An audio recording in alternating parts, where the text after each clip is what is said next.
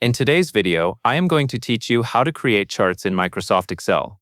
To begin, open your worksheet and locate the data you want to turn into a chart. The first thing you need to do is highlight the entire data range you want to use. This means selecting both the numerical values and the text labels that describe them. Be sure to include the row headers or column headers as well, because Excel uses those labels to understand how to organize your chart and name the different data series. If you leave out the headers, your chart may still be created, but it may not be as clear or as easy to read. Once your full data range is selected, move to the top of the Excel window and click the Insert tab in the menu bar. This tab contains all the tools you need for adding visual elements to your worksheet, including charts.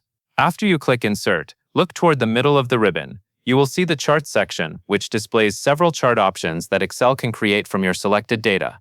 At this point, instead of choosing a chart type manually right away, click the Recommended Charts button. This is a helpful feature because Excel analyzes the structure of your data and suggests chart layouts that are likely to work well. It can save time and make it easier to choose a chart that presents your information clearly. A pop-up window will appear with different preview tabs.